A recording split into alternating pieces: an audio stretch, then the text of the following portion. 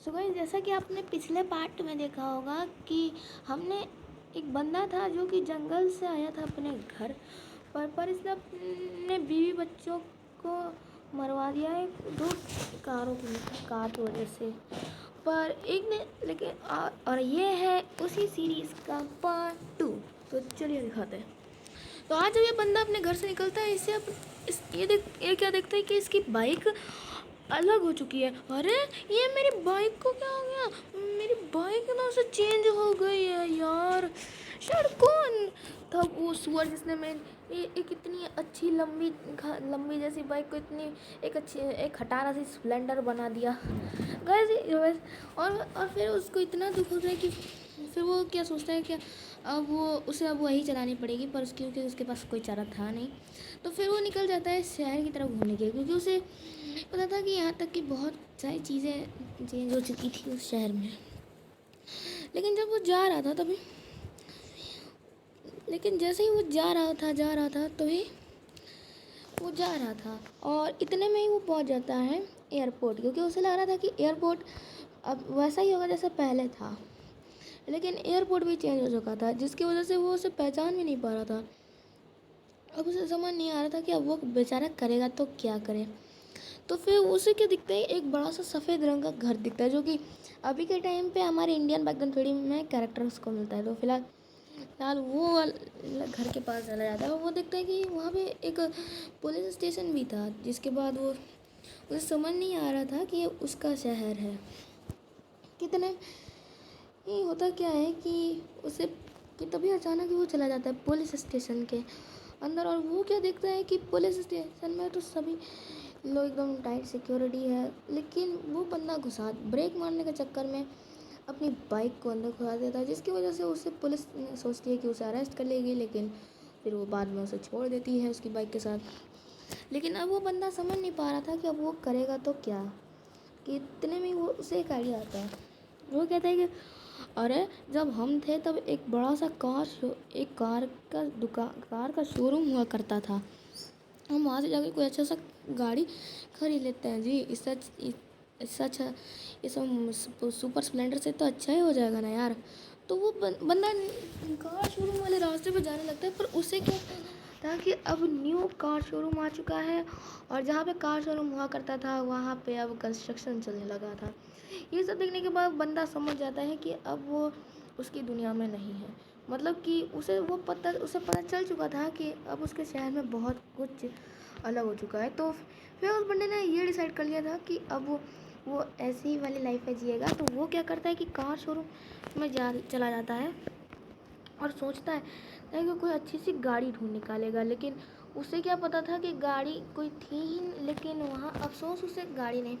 लेकिन उसे एक चीज़ मिली थी, एक सिम मिली थी, जिसके बाद उसके मोबाइल में एक चीट कोड अपने आप डल जाता है, जिसकी वजह से एक मस्त सी थार आ जाती है गाइस।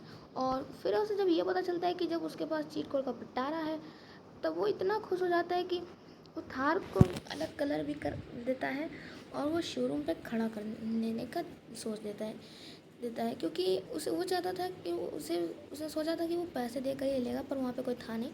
तो वो थार को शोरूम के अंदर खड़ा करके जाने का सोच लेता है। लेकिन इतने में वो जाने के लिए सोच लेता है, लेकिन फिर उससे अपने आप से कंट्रोल नहीं रहता। फिर उसने क्या सोचा, फिर उसने सोचा अरे मेरे पास एक बाइक थी, फिर मेरी बाइक चेंज हो गई।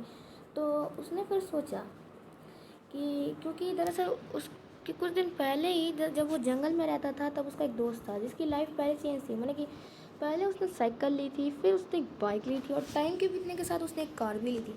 तो उस बंदे ने अब ये डिसाइड कर लिया था कि अब वो एक कार नहीं लेगा। तो वो क्या सोचता है, तो वो अब उसने सोचा कि उसका अगला टारगेट एक कार ही होगा। और वो क्या लेता है, एक थार ले लेता है।